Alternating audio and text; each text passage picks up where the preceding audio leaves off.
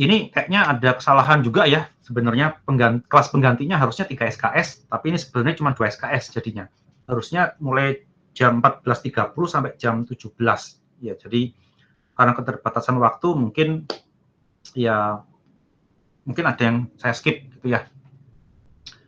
Oke. Result show di sini, maka hasilnya mic-nya apa tadi ya? Harusnya ada yang BMW-nya kecil semua kali ya.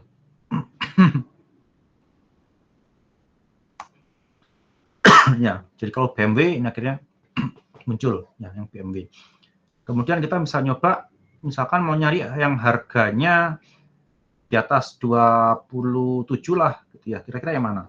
Ada 29, 28. Iya, 28. Kita coba aja WEN price lebih dari 27.000. Oke, maka hasilnya hanya muncul yang harganya di atas 27.000. Ya. Yang tadi 28 mana ya? Kok nggak ada? Oke. Harusnya tetap ada ya yang di atas. Coba sih. Atau saya tadi salah lihat.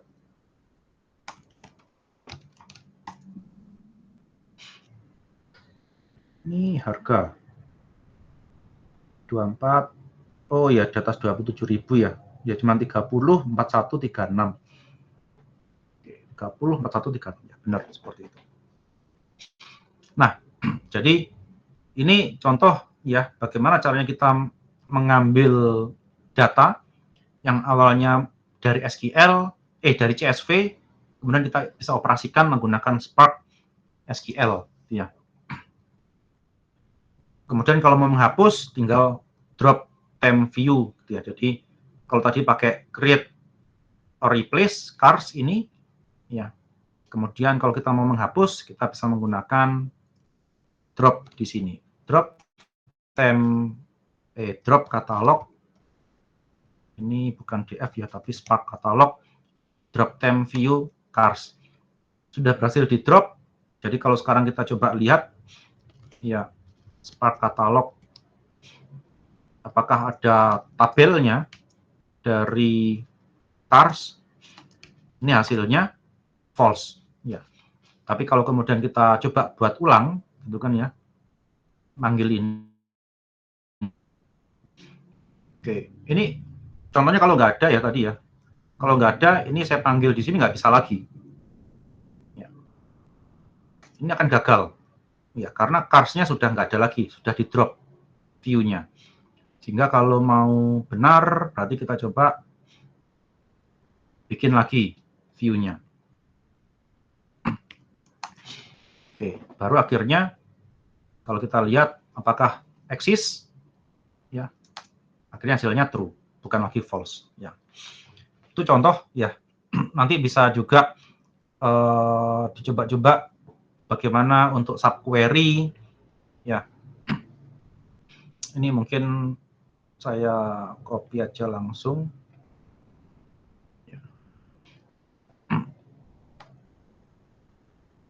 Employee data, employees, salary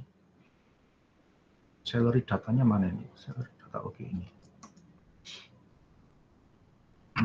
Oke, sudah ya.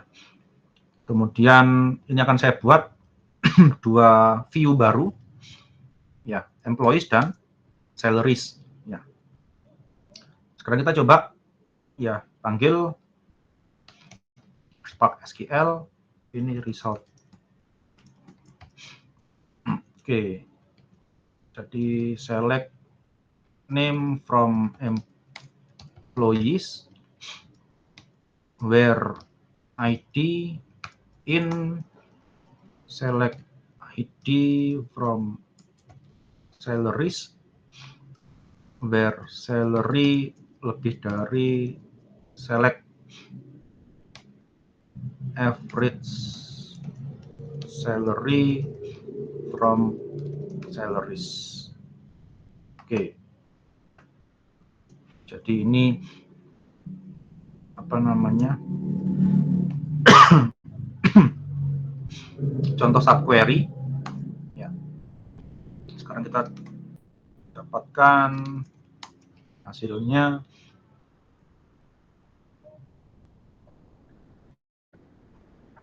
Nah, ini ya, nama-nama employee yang memiliki salary lebih dari rata-rata. Jadi kalau lebih dari rata-rata itu berapa? Kita bisa cek salary-nya berapa sih? Ya. Untuk rata-rata, ini lupa result.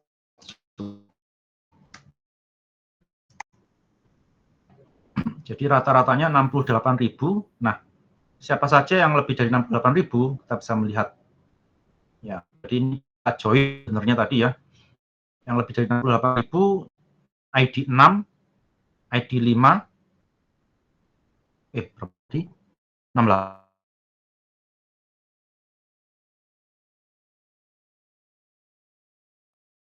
Itu siapa?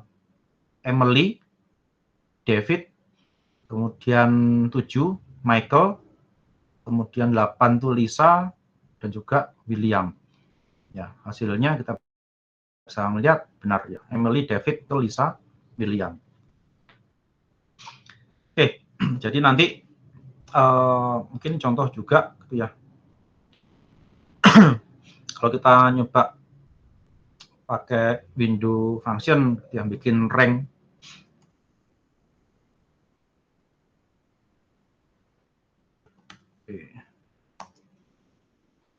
Oke, ini sebentar.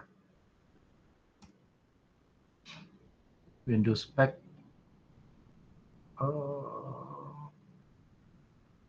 departemen. Oke, ini belum saya import window-nya. Bentar.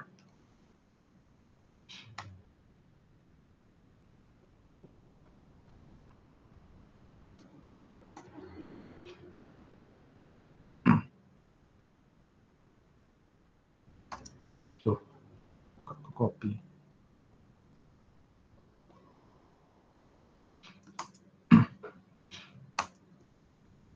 Employee salary not defined. Oke, ini belum kelewatan.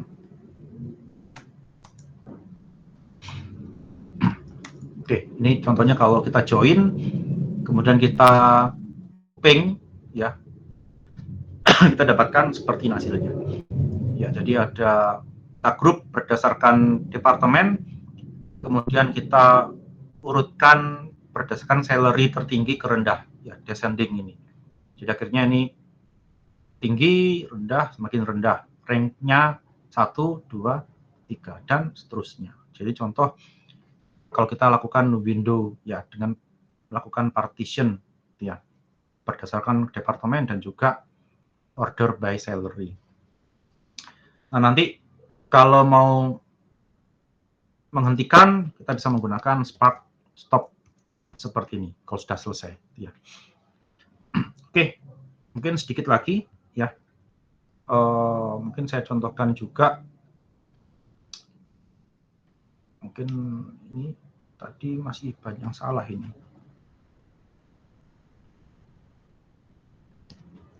Sebentar. Ini contoh inner join. Ya, kayaknya yang ini yang benar.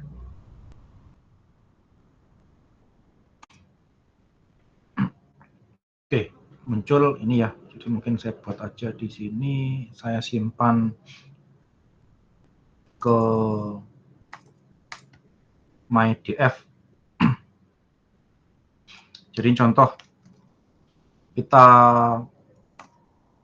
membuat tabel, ya. Tabel 1, tabel 2 kita join. Tabel satunya dari data frame ini, kemudian tabel 2-nya dari data frame yang ini. Kemudian kalau ditampilkan,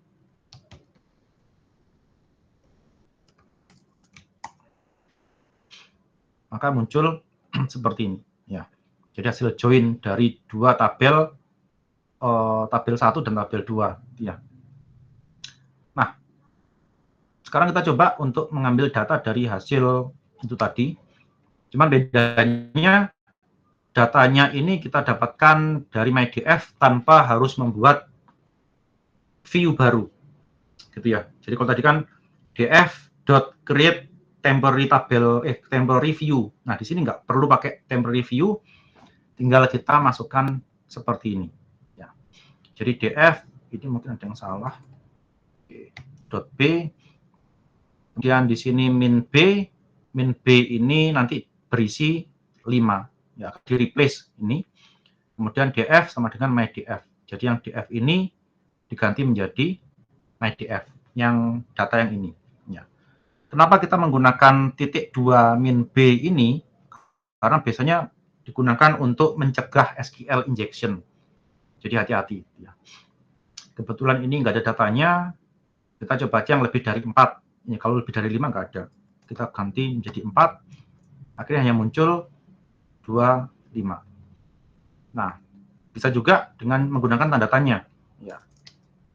Lebih dari sesuatu, N, df, B kurang dari sesuatu.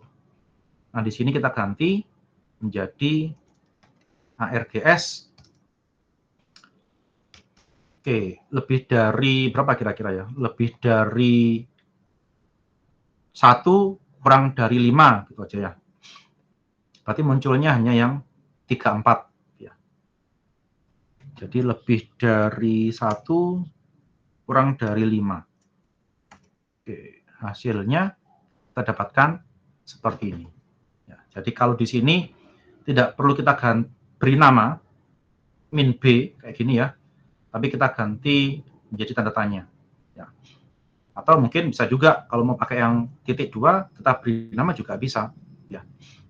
Misalnya di sini menjadi min, yang di sini menjadi misalkan max-nya. Ya, nanti tinggal diganti di sini. Ya. Ini min 1. Ya, kemudian max-nya 5. Oke, hasilnya juga akan sama. Ya. Cuman pemberian nama aja, intinya supaya nggak kena SQL injection. Oke, mungkin itu ya, nanti bisa dipelajari sendiri. Ya, kemudian karena waktunya sudah habis ya, sebenarnya masih ada satu lagi, nanti tolong diingatkan untuk pertemuan berikutnya, ada yang namanya Pandas on Spark data frame. Ya. Jadi kalau yang sudah pernah belajar machine learning menggunakan Python, gitu ya, biasanya kita kenal Pandas. Ya, biasanya kita gunakan import Pandas SPD, ini ya. Nah, ada PD data frame dan ada Spark data frame. Ini dua objek yang berbeda. Ya, Pandas itu punya data frame sendiri, Spark punya data frame sendiri. Jadi kalau data frame-nya Pandas biasanya digunakan untuk pengolahan data yang sifatnya tidak terdistribusi. Ya, Spark itu yang sifatnya terdistribusi, makanya data frame-nya berbeda, gitu kan ya. Jadi, nah di versi terbaru itu ada Pandas on Spark data frame. Jadi kita bisa menggunakan Pandas, harusnya 3 SKS tapi cuman 2 SKS saja pertemuan ini, jadi mungkin akan saya skip dan mungkin saya lanjutkan hari Jumat, itu ya. Oke, mungkin sampai ini ada pertanyaan?